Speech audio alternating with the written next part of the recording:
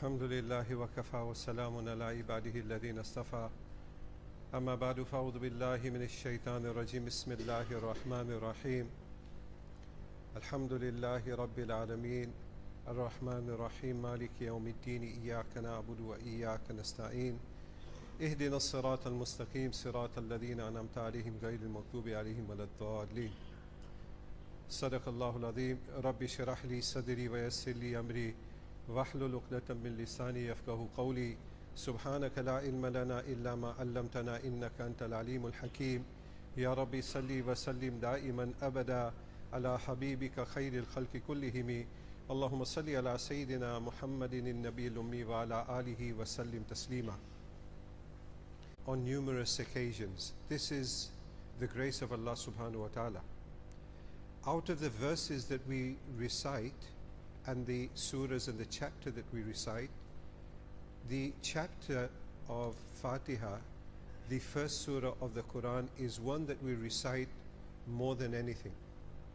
So hopefully over the next few gatherings I would like to explain to you the importance of the Surah Al-Fatiha and how important it is for us, and how we need to attach ourselves to the Surah Al-Fatiha and the Quran.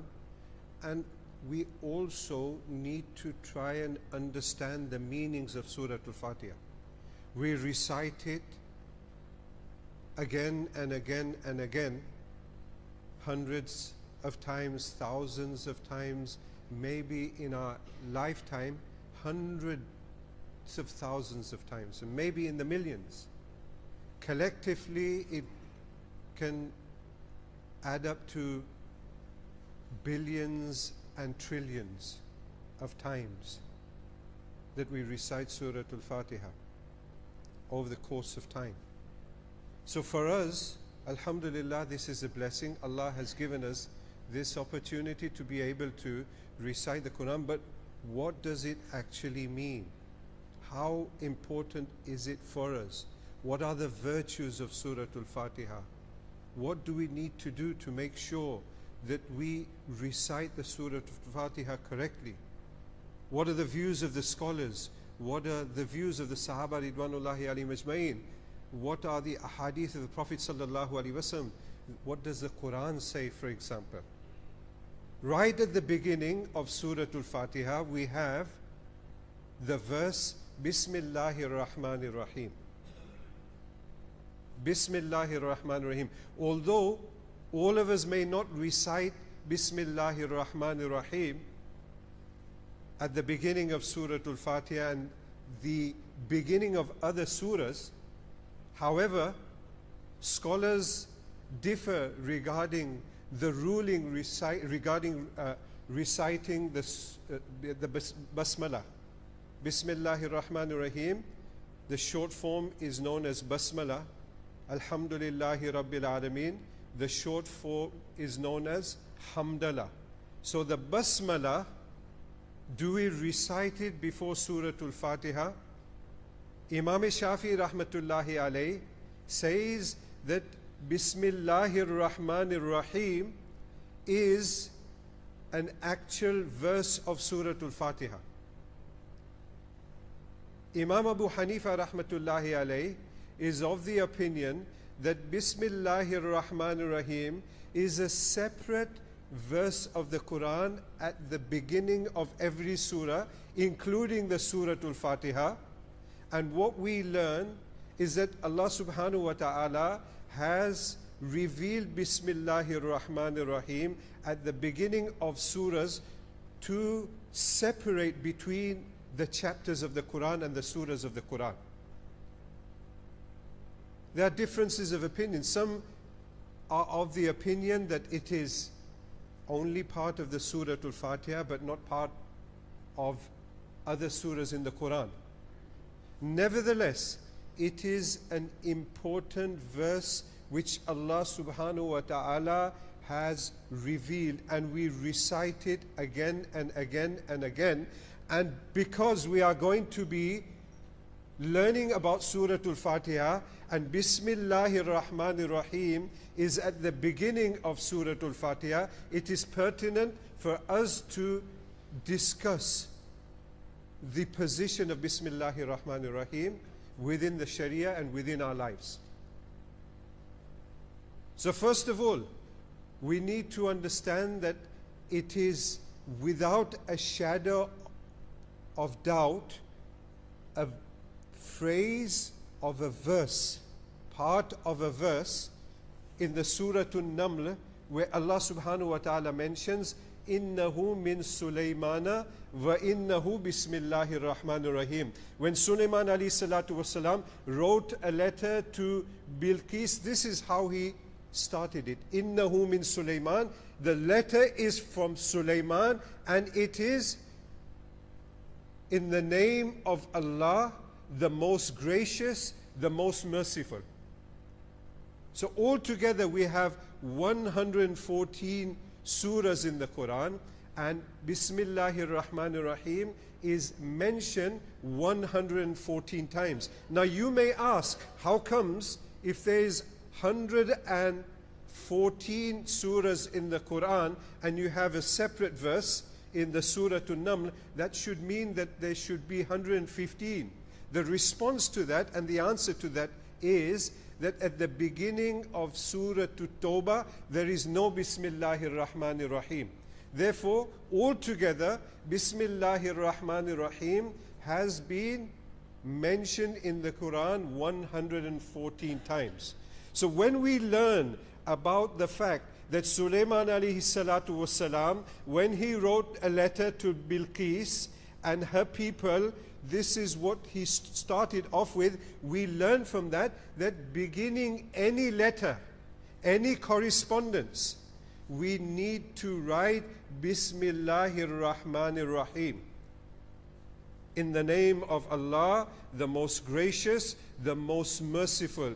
That is the way of Sulaiman alayhi salatu wasalam. That was the way of our beloved Prophet sallallahu alaihi wasallam. That was the way of the Sahaba and the Salafus Salihin. So for us to say that at the beginning, to write that, it is the way of our pious. Secondly, where else do we need to say Bismillah or Bismillahir Rahmanir Rahim? And the Prophet ﷺ has mentioned, Kullu amrin dhi balin lam yubda bi Bismillahir Rahmanir Rahim fahuwa adzam. In another place, he has said,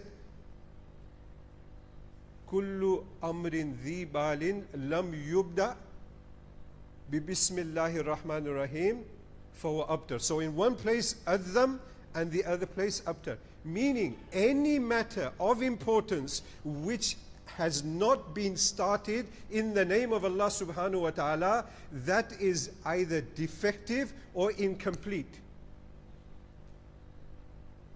For something to be complete, for something to have barakah, for something to have blessings, we need to start in the name of Allah subhanahu wa ta'ala.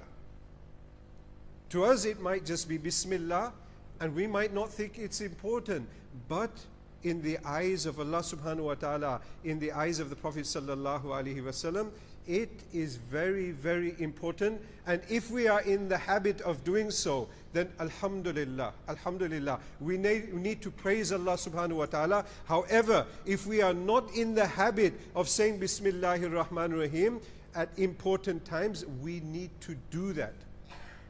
We need to bring that into our lives. So we learn even when we are going into the Baytul Khala, when we are going into the toilet, the Sharia teaches us, Bismillah, Allahumma inni a'udhu bika minal khubuthi wal khaba'ith. In the name of Allah subhanahu wa ta'ala. That we are going into the toilet, so even when we go into the toilet, if we do it in the name of Allah subhanahu wa ta'ala, we will be rewarded. However, if we don't do that, then we will be at the mercy of shaitan and the devils. We also perform wudu regularly. According to some scholars, that it is mustahab to perform wudu even if we have wudu at the time of every salah.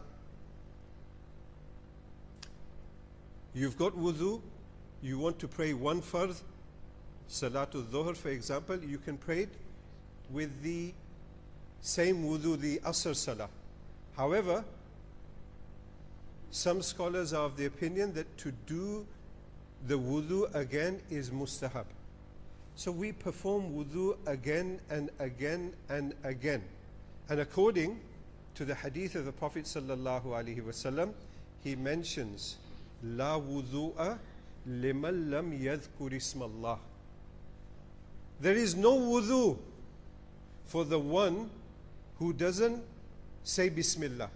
So many of you must be thinking to yourselves that we don't say Bismillah. We don't say Bismillah. Does that mean that our wudu is accepted? According to the majority of the scholars, saying Bismillah at the beginning is sunnah. However, Ahmad ibn Hanbal rahmatullahi alayhi has mentioned that to say Bismillah is wajib and necessary before doing wudu. Without saying Bismillah, your wudu will not be accepted at all. There will be no acceptance. So your wudu, if you performed it without saying Bismillah at the beginning, it will be invalid. According to the majority of the scholars, the likes of Imam Abu Hanifa, Imam Shafi, Imam Malik rahmatullahi alayh, they say saying Bismillah before is masnoon and mustahab. It is preferred. And then the response to the hadith in which the Prophet sallallahu alaihi wasallam has mentioned La wudu'a, there will be no wudu, meaning the wudu will not have the full rewards. You will get the reward, but not the full rewards. If you say Bismillah at the beginning, then you will get the complete reward. So we learn that going into the Baytul Khala before that, saying Bismillah is established from the Sunnah. Saying Bismillah before wudu is established from the Sunnah of the Prophet sallallahu alaihi wasallam. We also learn that when we are reciting the Quran, what do? We read A'udhu billahi minash shaitanir rajim, Bismillahir rahmanir rahim. This is also part of the teachings of our deen, that when we are reciting the Quran, when we begin the recitation of the Quran, we start off with Bismillahir rahmanir rahim.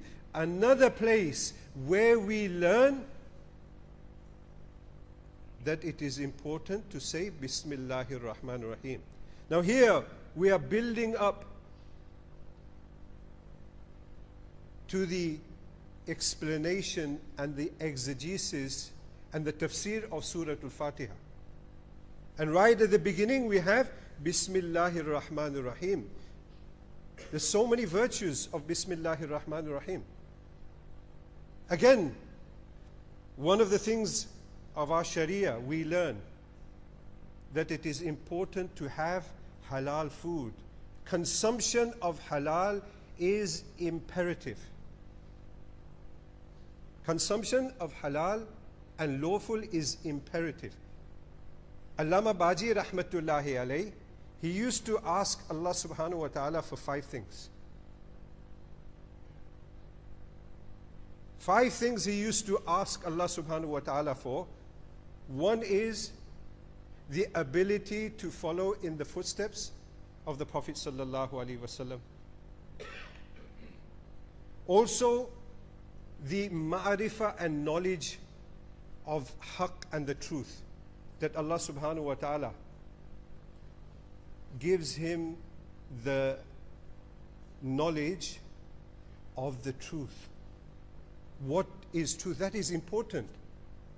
We all think that we know everything, but in reality it is Allah subhanahu wa ta'ala who knows everything. And we should attribute everything to Allah subhanahu wa ta'ala. Our scholars, they always used to say, wal ilmu indallah. They had so much knowledge. Allah had given them so much knowledge.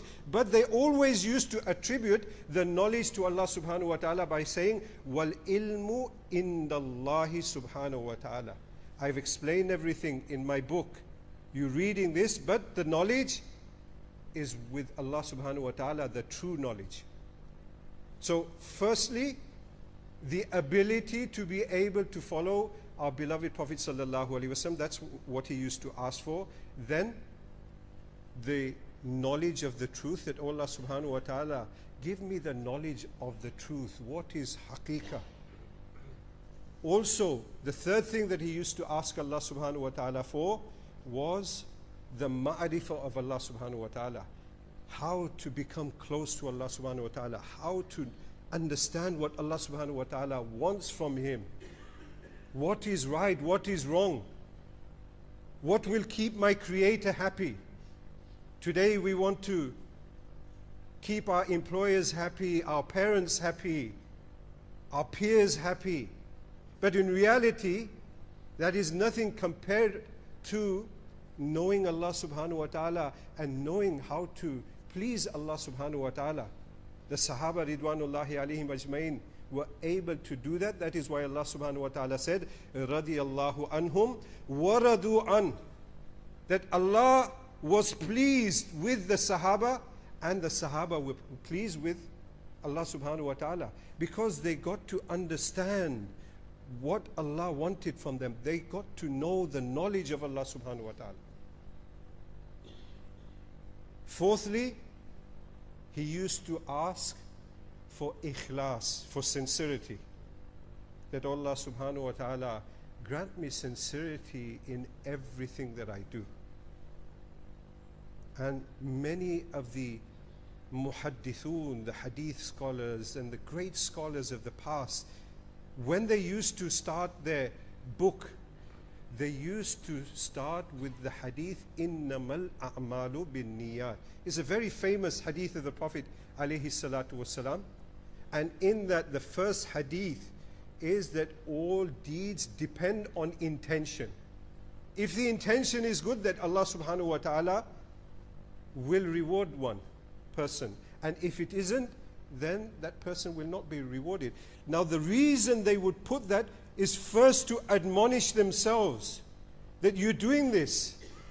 Imam Bukhari rahmatullahi alayhi and the others, they start with innamal a'malu bin niyat simply because of the fact that they want to remind themselves that although you are putting hundreds and thousands of ahadith and writing and recording them in this particular work, but in actual fact you need to make sure that your intention is right. Intention always has to be for Allah subhanahu wa ta'ala. And the fifth thing that he used to always ask Allah subhanahu wa ta'ala for was halal sustenance. Allah subhanahu wa ta'ala, grant me halal sustenance. That is important. So the consumption I was mentioning, the consumption of halal is imperative. And today, alhamdulillah, we have lots of different organizations that can verify what is halal from what is not. So Allah subhanahu wa ta'ala mentions in the Quran, فَكُلُوا مِمَّا ذُكِرَ اسْمُ اللَّهِ عَلَيْهِ, that eat from that animal on which Allah subhanahu wa ta'ala's name has been mentioned. Bismillah has been mentioned. Any slaughter which is devoid of Bismillah is not halal. وَلَا تَأْكُلُوا مِمَّنْ لَمْ يَذْكُرِ اسْمُ اللَّهِ عَلَيْهِ وَإِنَّهُ لَفِسْقٌ. Allah subhanahu wa ta'ala mentions, do not eat from that animal upon which the name of Allah subhanahu wa ta'ala has not been made. وَإِنَّهُ لَفِسْقٌ. And indeed it is a disobedience to Allah subhanahu wa ta'ala. So these are just some benefits of reciting Bismillahir Rahmanir Rahim. May Allah subhanahu wa ta'ala enable us to understand every single term of the Holy Quran, whether it be just Bismillahir Rahmanir Rahim, whether it may be the Surah Al-Fatiha, whether it may be Surah Yasin. And may Allah subhanahu wa ta'ala enable all of us to act according to the teachings of the Quran. أقول قولي هذا وأستغفر الله لي ولكم ولسائر المسلمين فاستغفروه إنه هو الغفور الرحيم.